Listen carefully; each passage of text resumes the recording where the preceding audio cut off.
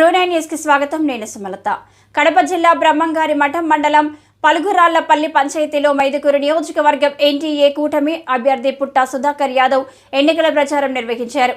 ఈ సందర్భంగా పలుగురాళ్లపల్లె గ్రామానికి చెందిన కొర్రపాటి ప్రభాకర్ రావు, వీరయ్య, గురవయ్య, బాలుడు, ఓబయ్య, శ్రీను, బ్రహ్మయ్య వారి అనుచర వర్గం సుమారు 40 కుటుంబాలు టీడీపీలో చేరారు. అనంతరం పుట్టా సుధాకర్ యాదవ్ మాట్లాడుతూ తన సొంత మండలం, సొంత పంచాయతీ ప్రజలకు తాను గెలుపొందిన తర్వాత ఎలాంటి అభివృద్ధి చేస్తారో తెలిపారు. అలాగే తన గెలుపుకు కృషి చేసే వారందరికీ తానెప్పుడు మర్చిపోనని, ప్రతి ఒక్కరికి తన అండదండలు ఉంటాయని తెలిపారు. మన పంచాయతీలో ప్రభాకర్ రావు ఆధ్వర్యంలో సుమారు 20 బాలుడు సుమారు ఇంతమంది మన పార్టీలో చేరినందుకు కృతజ్ఞతలు తెలియజేసుకుంటున్నాం. అదే రకంగా ఈ కార్యక్రమం వచ్చినటువంటి మన పార్టీ కార్యకర్తలకు పంచాయతీ చాలా ఎన్నుకోడిపోయింది. అభివృద్ధి అనేది లేదు అసలు. ఖచ్చితంగా ఈ మన ఊరికి వచ్చిన తక్షణమే మాకన్నీ ఇంతకుముందు ఉన్నటువంటి జ్ఞాపకాలను గుర్తొస్తాయి. ఎందుకంటే మనం చిన్నప్పుడు ట్యూషన్కి ఆ పక్క రూమ్లో మేము ఉండేవాళ్ళం. ఆ పక్క ట్యూషన్లో మేము చదువుకునేప్పుడు అంటే మాకు అప్పుడు ఉన్నప్పుడు ఈ ఊళ్ళోనే స్కూల్ ఉండేది. ఊళ్ళో కొట్టాలు అప్పుడు కొట్టం దగ్గర చదువుకోవడం జరిగింది. ఇవన్నీ మాకు గుర్తున్నాయి. ఖచ్చితంగా ఈసారి మన ప్రభుత్వం వచ్చిన తర్వాత మన పంచాయతీకి స్పెషల్గా వేరే పంచాయతీ కన్నా మన పంచాయతీకి ఎక్కువ నిధులు తీసుకొచ్చి అభివృద్ధి చేసేందుకు ఖచ్చితంగా నేను సహకరిస్తా. ఎందుకంటే నా సొంత పంచాయతీ. మీరందరూ గుర్తుగా ఆలోచించారా? ఇప్పుడు రఘురామయ్య చూస్తే వాళ్ళ పంచాయతీ నా సొంత పంచాయతీని ఆయన ఊళ్ళో అభివృద్ధి చేయలేకపోయినా కూడా మొన్న వాళ్ళ ఊళ్ళో దేవస్థానం కట్టినా నేను కట్టించిన దేవస్థానం అయినా కూడా మా ఊరు నాయకుడు మేము ఓటు చేసుకోవాలని చెప్పి అందరూ ఏకపక్షం ఓటు చేస్తాం. రవీంద్ర రెడ్డి వాళ్ళ ఊరికి పోతే మా ఊరు నాయకుడు మేము మా పంచాయతీ నాయకుడు మేము ఓటు చేస్తే వాళ్ళు చేసుకుంటాం. ఇక్కడ మన పంచాయతీకి వచ్చినప్పుడు మనకు ఒకరికి మన నాయకుడు ఒకరు వచ్చి ఆ రోజు ఒక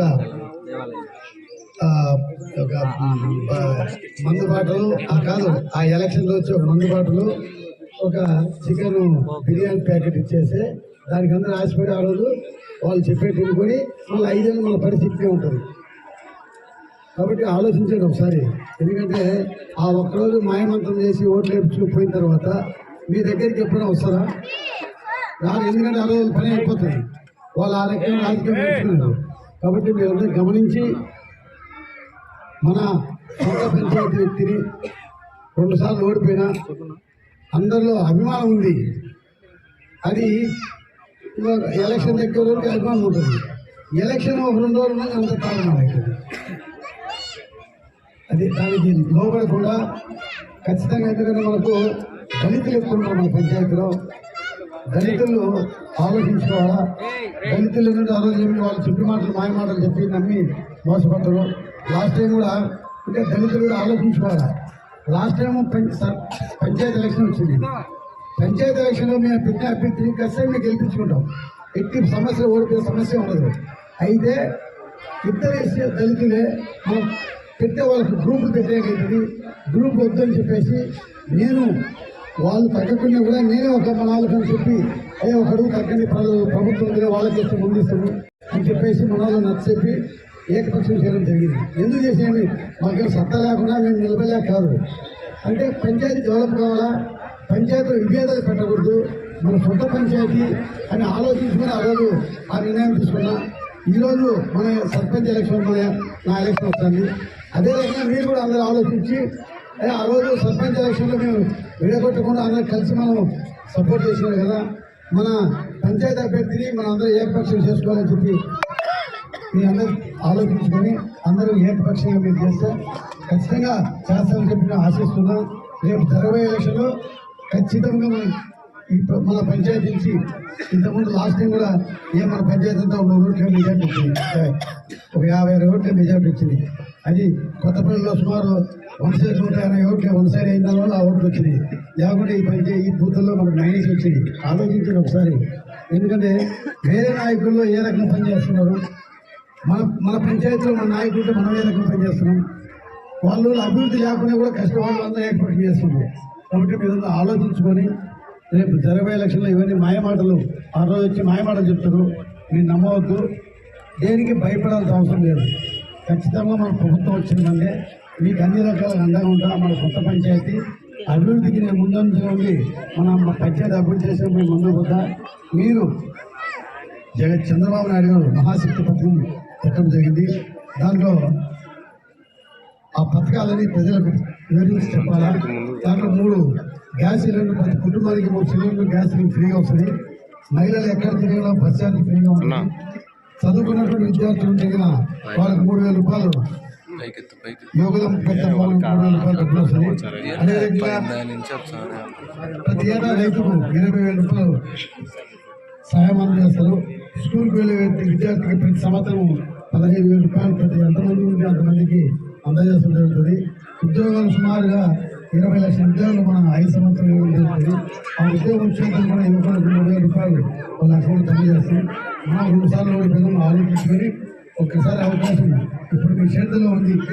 అంటే మన పంచాయతీ కూడా ఎంతో ఏరియా ఉంది, కానీ దళితులు ఎక్కువ ఉన్నారు, కానీ అందరూ వేరే స్థితి ఉంది. కాబట్టి ప్రతి ఒక్కరిని మేము మంచి పొజిషన్ తీసుకోవాలి. ఏమిటంటే భూమి లేకుండా ఖచ్చితంగా భూమి ఇప్పించాలని అనుకున్నాం.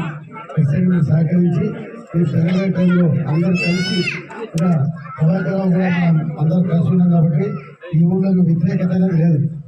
ఆలోచించుకోండి. వేరే పక్క ఊళ్ళో చివరిని కులబెట్టాల్సిందే, కానీ ఈ ఊళ్ళో మాత్రం పరిస్థితి లేదు. కాబట్టి మీరు అందరూ ఆలోచించుకొని రేపు జరగబోయే టైంలో అందరూ కలిసి వెళ్తే తెలుగుదేశం పార్టీకి 13/5 23వ తారీఖు ఎలక్షన్ జరుగుతుంది. అంతవరకు ఉండేది 2 నెలలు, 1 నెల టైం లేదు. ఈ నెల అందరూ కృషిగా కష్టపడి ఖచ్చితంగా మాయ మాటలు నమ్మకుండా ఆ రోజు చెప్పే మాటలు మీరు భయపడవద్దు. ఖచ్చితంగా మీకు అండగానే ఉంటా. ఖచ్చితంగా పంచాయతీని అభివృద్ధి చేయాలి. నేను చేయాలా, వాళ్ళే అభివృద్ధి చేయరు. ఆ రోజు ఓకే విషయం పత్రం, కానీ అభివృద్ధి పాట చేయాలంటే నేనే అభివృద్ధి చేయాలా. కాబట్టి ఇప్పుడు వాళ్ళు ఏం చేస్తున్నారు, రఘురామని చెప్పి పని చేయించేవాళ్ళు. ఇప్పుడు నేను డైరెక్ట్ పని చేసేవాడు. నాకు నాకు డిఫరెన్స్ ఉంటుందా ఉండదా. కాబట్టి నేను ఆలోచించి నేను తెరవేయడంలో అందరూ సైకిల్ గుర్తు ఓటు వేయాలని చెప్పి ఓటు వేయించి గెలిపించాల్సిన మనందరూ కోరుకుంటూ సెలవు చేస్తున్నాను.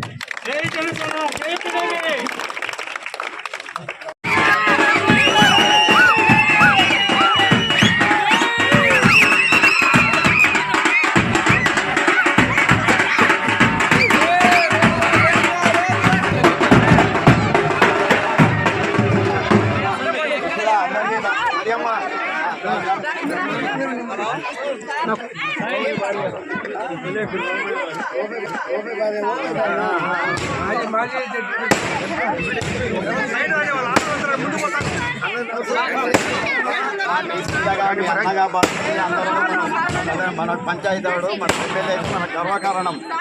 సుధాకర్